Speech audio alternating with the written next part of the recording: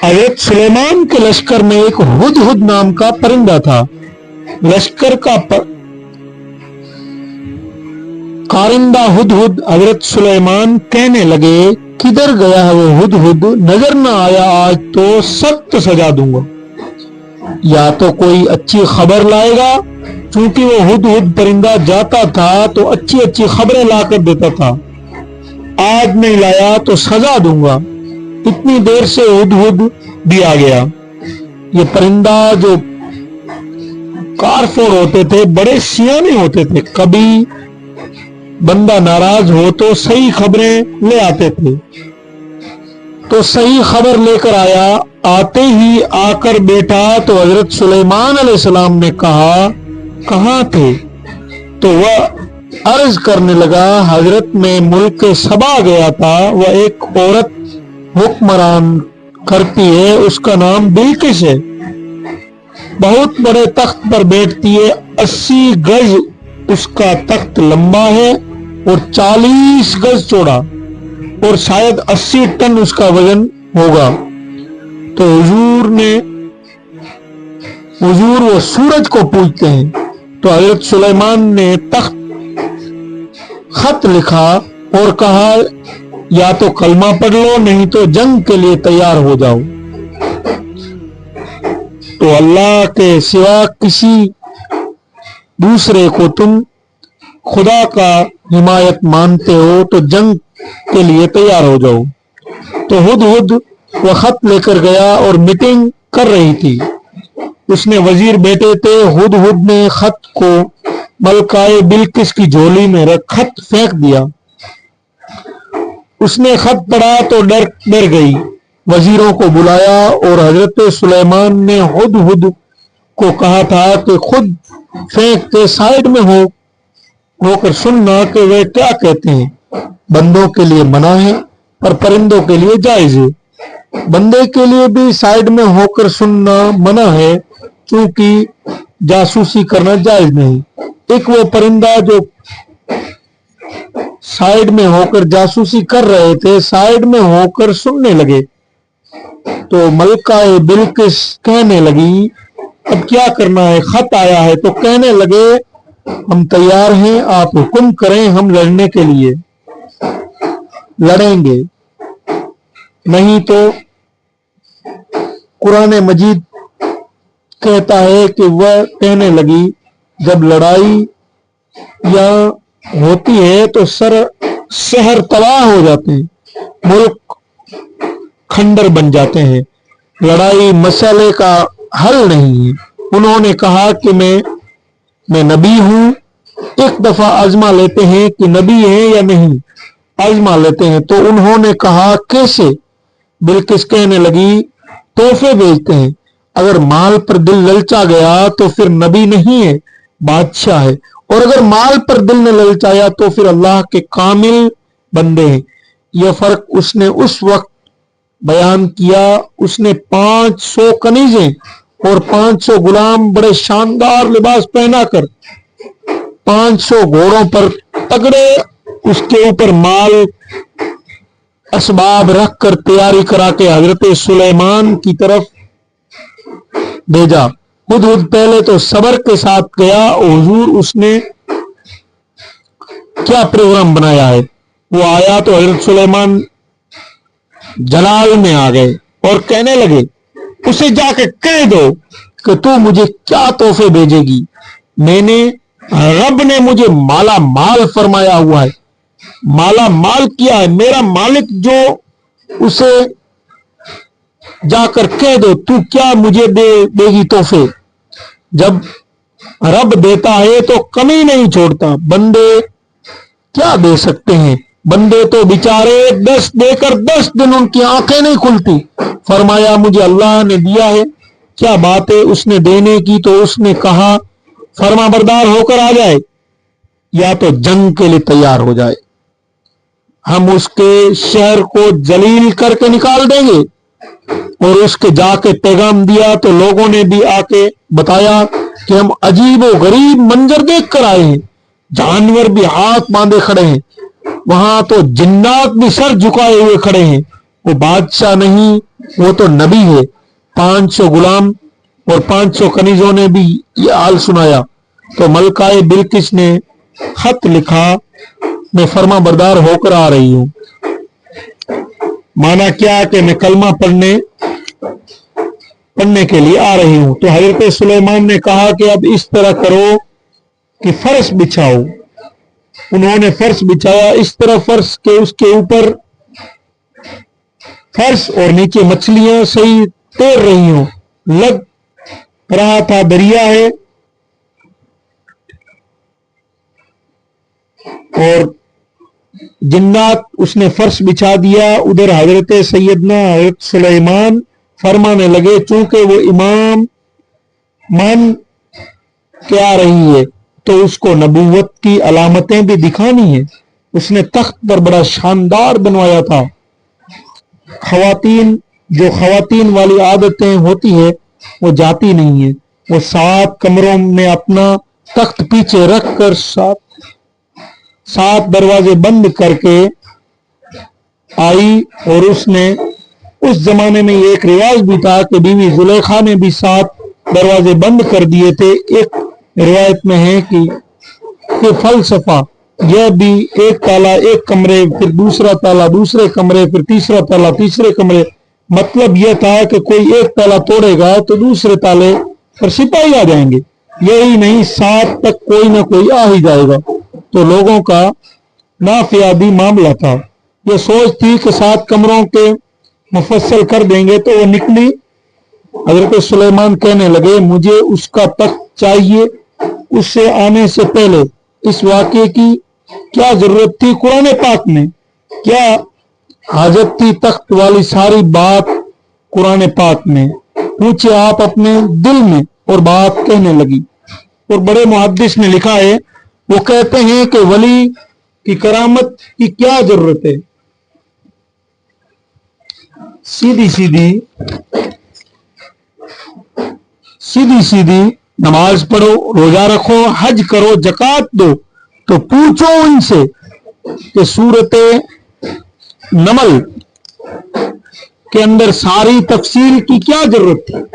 جب بلقیس کلمہ پڑھ رہی تھی تو سارے واقعے کیوں قرآن میں واقع واضح فرمایا؟ رب حضرت سیدنا سلیمان فرمانے لگے، تخت چاہیے، اور چاہیے اس کے آنے سے پہلے اعلیٰ عبرتینی جنوں میں ایک بہت بڑا جن بولنے لگا کہ آپ کا تخت برخاست ہونے سے پہلے یہ لا کر رکھ دوں گا۔ یہ میٹنگ کر رہے ہیں، اپنے تخت برخاست ہونے سے پہلے یہ لاؤں گا۔ میٹنگیں صبح سے شام تک چلتی تھی۔ اس نے کہا، آپ شرط کیوں لگاتے ہیں؟ اس جن نے کہا، آپ 10 منٹ میں۔ مفسر نے لکھا ہے کہ قرآن کہتا ہے کہ آپ کو فارغ ہونے سے پہلے، اس کا مطلب یہ ہے کہ آپ اٹھو گے تو تخت آپ کے سامنے ہوگا۔ تو حضرت سلیمان کی بادشاہت بھی تھی، زمانے اس پر کہنے لگے کہ لوٹ لے، تو ہمیں زمانہ ہی نہیں، ہماری طاقت اس میں زیادہ ہے۔ بڑی کمال بات لکھی ہے لکھنے والوں نے کہ مفسر نے لکھا ہے کہ حضرت سلیمان غلاموں سے منگوایا، اپنی بات کوئی نہ کی۔ یہ حال ہے کہ غلاموں کا سردار کا عالم کیا ہوگا؟ غلاموں کا یہ عالم ہے تو سردار کا عالم کیا ہوگا؟ حضرت سلیمان جلدی آئیے۔ قال الذی عنده جمع الکتاب،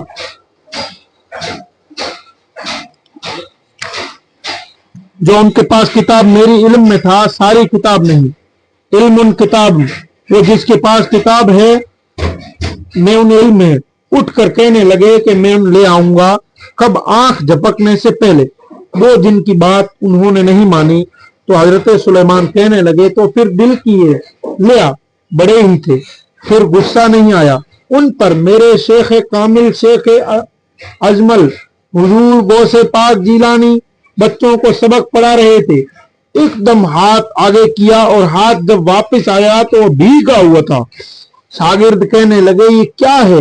تو فرمانے لگے، تمہیں نہیں سمجھ آئے گی، تم چھوڑو, تمہارے بس والی بات نہیں. کچھ وقت گزرا ہی تھا کہ کچھ لوگ آ گئے اور کلاس ختم نہیں ہوئی تھی, کپڑے بھیگے ہوئے پہلے ہی منتظر تھے. تو وہ کیا ہوا, دریا میں کشتی جا رہی تھی تو ہچکلے آنے لگے. ہمیں کسی عمل تو تھا نہیں, ہم غوث اعظم کے ماننے والے تھے. دریا سے کہا, یہ شیخ عبد القادر جیلانی انشاءاللہ, کشتی واسطے اللہ کے واسطے مدد فرما. بس ایک ہاتھ آیا اور یوں ہی کشتی باہر نکالی تو شاگردان چپ رہ گئے. کہنے لگے, جناب کیوں نہیں دیتے, جواب کیوں نہیں دیتے؟ انہوں نے کہا, تم نے ہاتھ دیکھا ہے پہنچتا ہوا, اور ہم نے ہاتھ دیکھا یہاں سے جاتا ہوا. تم نے پہنچتا ہوا ہاتھ دیکھا تو ہم نے جاتا ہوا دیکھا. حضرت بہاول نقش بندی بخاری, ان کی ایک مریدنی تھی, اس پر اپنی عزت پر کسی نے ہاتھ ڈالا. چوبارے پر اوپر والی منزل پر اس مریدنی نے اپنی عزت بچانے کے لیے چھلانگ لگا دی. جب وہ نیچے گر رہی تھی تو حضرت بہاول نقش بندی بخاری نے وہاں پہنچے اور نیچے کوئی ایسا بندوبست کر دیا کہ چارپائی پر جا گری. نیچے گری تو بچ گئی. وہ کہنے لگے, حضور آپ کب آئے؟ پتر, جب تو چبارے پر چڑھی تھی تب میں نے بخارے سے چلا تھا, جب تو نکلی نیچے گری تب میں بھی پہنچ گیا. ملادین راخی پہنچ گیا. ملادین راخی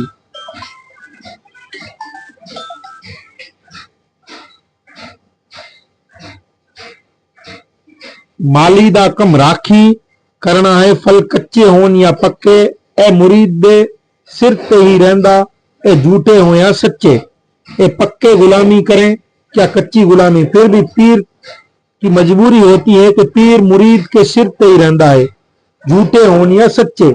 کیا کیا جا سکتا ہے؟ نافرمان بیٹے کی جائیداد میں حصہ تو ہوتا ہی ہے. نافرمان ہو یا جائیداد میں حصہ ہوتا ہے. باپ ناراض رہے گا تو اللہ ناراض رہے گا, پر جائیداد کا حقدار رہے گا. پھر مرید دے سر تے رہندا ہے کہ سچے ہون یا جھوٹے. پھر وہ تخت آیا. حضرت سلیمان نے پوچھا, کیا قال من فضل ربی, قال من فضل ربی, فرمانے لگے کچھ نہیں. حضرت سلیمان فرمانے لگے کچھ بھی نہیں, یہ میرے رب کا فضل ہے. شاید سب مسافرین بڑی ہی بڑی باتیں ہی ہوں. قاضی پانی پتی ثناء اللہ کا ذکرانا بڑا مزہ آ رہا ہے. قاضی صاحب فرمانے لگے, اس آیت پر جن پر میرا فضل تھا, ھذا من فضل ربی, میرا فضل ان سے اتنی طاقت, 80 گز لمبا اور 40 گز چوڑا تخت لا سکتے ہیں آنکھ جھپکنے سے پہلے, جن کے بارے میں اللہ فرماتا ہے, موسر المؤمنین فی انا لہم فضلا کبیرا. فرمانے لگے اپنے غلاموں کی خوشخبری دے دیں, باقیوں پر میرا فضل تھا. تو فضل کبیر ہے, تو ان پر بڑا فاضل ہے. اللہ کا جن پر فضل کبیر ہے, ایک ہی اس پر میں بڑے دلیل دے سکتا ہوں. کرامت اولیاء پر بڑے بڑے دلائل دے سکتا ہوں. غوث اعظم کے پاس ایک بادشاہ آیا اور کہنے لگا کہ پیر جب مانوں گا جب پیڑ پر سیب کھل جائیں گے. غوث اعظم فرمانے لگے, سیب کا موسم ہی نہ تھا, اب تو میری ولایت کو سیب پر تو نہ توڑ. سیب کھلائے تو ولی, نہ کھلائے تو ولی نہیں. حضرت ہاتھ اٹھایا اور اللہ نے سیب عطا کیے تو وہ جھومتا. حضور غوث اعظم فرمانے لگے, اللہ مریم ثناء اللہ بنی اسرائیل کی تھی تو نبی, تو میں تو نبی, وہ تو نبی نہ تھی. عورت نبی تو نہیں ہو سکتی. جب انہوں نے بغیر موسم پھل دے سکتا ہے تو میں محمد عربی کا نوکر ہوں. فرمایا 2 سیب آئے اور کہنے لگا دل میں ایک سیب تھا. غوث اعظم نے ایک سیب مجھے دیا اور میں نے کھایا. غوث پاک کھانے لگے, کہنے لگے میں نے جیسے ہی منہ میں رکھا تو تش تھا. میرے چہرے پر تلخی دیکھ کر غوث اعظم نے کہا, لو یہ میرے والا کھا لو. انہوں نے کہا, ٹکڑا دیا اور کھایا تو بڑا میٹھا. کہنے لگا آئے دونوں سیب, مگر دونوں سیب غیب سے آئے, مگر آپ والا میٹھا ہے اور میرے والا کڑوا. تو کہنے لگے آئے دونوں سیب غیب سے, مگر ذرا ظالم کے ہاتھ لگ گئے. انہوں نے تبلیغ بھی کر دی کہ ظلم سے باز آ جا، ہاتھ جلا جلملا لگے، اس ترس ہو گیا تیرے ظالم کے ہاتھ لگے ترس، ایک ہی نہیں بسائے پتہ نہیں کیوں اڑ گئے۔ کرامت اولیاء کے بارے میں کسی کو حدیث میں یہ نہیں آیا ہے کہ اس زمانے میں ولی ہوں گے تو اسی زمانے میں ولی نہیں ہوں گے۔ حضور فرمانے لگے میری امت گمراہی پر جمع نہ ہوگی۔ اقبال فرماتے ہیں اولیاء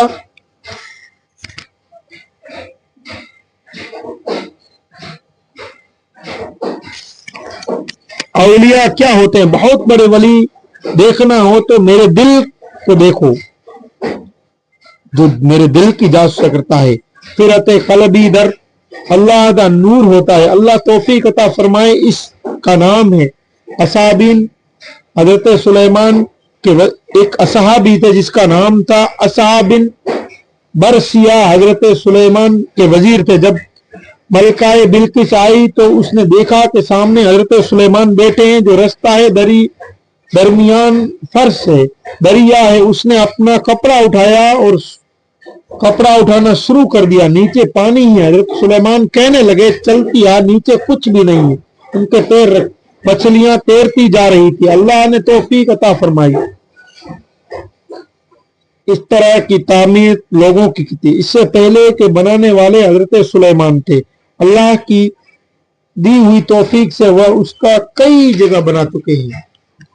وہ اپنی فرما بردار ہو گئی۔ پھر محدثین نے لکھا ہے جب اس کے کلمہ پڑھا تو اس کا نکاح بلقیس حضرت سلیمان سے ہوا۔ حضرت سیدنا لقمان اپنے بیٹے کو نصیحت کرتے ہیں۔ قرآن مجید میں سورہ لقمان کے اندر وہ اپنے نصیحتوں کا ذکر فرمایا ہے۔ اللہ کریم نے ارشاد فرمایا کہ حضرت لقمان جو ان کی بات اپنے بیٹے کے ساتھ، اے میرے بیٹے لوگوں کے ساتھ اپنا رخ نہ پھیرا کر۔ حضرت لقمان فرماتے ہیں کہ اے میرے بیٹے لوگوں کے ساتھ اپنے رخ کو نہ پھیرا کر، غرور کے ساتھ اپنے لب و لہجے کو لوگوں کے سامنے نہ پھیرا کر۔ حضرت لقمان قرآن کریم میں حضرت لقمان اپنے بچے کو ہدایت فرما رہے ہیں اور اللہ تبارک و تعالیٰ اس کو لکھ رہا ہے، اور زمین پر اکڑ اکڑ کر نہ چلا کر، اپنے بچے کو فرما رہے ہیں کہ اپنے زمین پر اکڑ اکڑ کر نہ چلا کر، تکبر کے ساتھ اپنے لہجے کو نہ پھیر لیا کر، تکبر کے ساتھ اپنے لہجے کو لوگوں سے پھیر نہ لیا کر۔ جناب لقمان اپنے بیٹے کو نصیحت فرما رہے ہیں۔ اللہ نے ان کا ذکر قرآن مجید میں فرمایا ہے۔ اللہ نے حضرت لقمان کا ذکر قرآن کریم میں فرمایا ہے۔ اسلام ہماری تربیت کرتا ہے، اسلام ہماری تربیت کراتا ہے اور ہمیں اسباب پڑھاتا ہے۔ ایمان کتنا ضروری ہے، ایمان کتنا ضروری ہے۔ ابھی آپ دیکھ سکتے ہیں کہ آج کا منظر، اللہ تبارک و تعالی قرآن کریم میں کس طرح یہ حضرت سلیمان اور ملکہ بلقیس کا واقعہ لکھ سکتا ہے، بیوی حاجرہ کا واقعہ لکھ سکتا ہے، حضرت لقمان فارسی کا واقعہ لکھ سکتا ہے۔ تو اللہ تبارک و تعالی ہم تو اس امت میں سے ہیں، ہم اس امت میں سے محمد عربی حضور نبی کریم تاجدار کائنات سرکار دو عالم محمد مصطفیٰ سید مجتبی، ہم غریبوں کے خمخار محمد مصطفیٰ، ہم اس کونین کے امتی ہیں، ہم اس کونین کے امتی ہیں۔ آج ہم سب مل کر ہمارے تاجدار مدینہ سرکار دو عالم تاجدار مدینہ محمد مصطفیٰ سید مجتبی احمد المصطفیٰ، ان پر ایک درود کریم کا نذرانہ پیش فرماتے ہیں۔ اللہم صلی علی سیدنا و مولانا محمد و علی آل سیدنا و مولانا محمد و بارک وسلم، صلو علیہ صلاۃ و سلام علیک یا رسول اللہ صلی اللہ تعالی علیہ وسلم۔ اور آج ہم اپنے ماں باپ کے لیے پڑھتے ہیں رب اجعلنی مقیم الصلاۃ ومن ذریتی ربنا وتقبل دعائے ربنا اغفر لی ولوالدی وللمؤمنین یوم یقوم الحساب۔ پھر ہم پڑھتے ہیں اپنے خود کے لیے ربنا آتینا فی الدنیا حسنۃ وفی الآخرۃ حسنۃ وقنا عذاب النار۔ پھر ہم اپنی ترقی کے لیے پڑھتے ہیں اللہم اللہ لا الہ الا هو الحی القیوم لا تأخذہ سنۃ ولا نوم لہ ما فی السماوات وما فی الارض من ذا الذی یشفع عندہ الا بإذنہ یعلم ما بین ایدیہم وما خلفہم ولا یحیطون بشیء من علمہ الا بما شاء وسع کرسیہ السماوات والارض ولا یحودہ حفظہما وہو العلی العظیم۔ پھر ہم پوری مومن ہیں الہی دکھا دے وہ بستی جہاں رات دن تیری رحمت ہے برستی مولا، جس طرح ہم کو بھی تیرے تاجدار مدینہ محمد مصطفیٰ سید المصطفیٰ کے روضہ رسول کی زیارت فرما دے مولا، ہم کو بھی تیرے کعبے کی زیارت فرما دے مولا۔ تو کریم ہے، تو رحیم ہے، تو غفار ہے، تو جبار ہے مولا۔ جو بھی ہمارے اس ویڈیو کو پورا دیکھ رہا ہے، جس کے بھی دل میں یہ بات لگے، اللہ تبارک و تعالی تیرے فضل و کرم سے ان کو جنت نصیب عطا فرما، آمین ثم آمین۔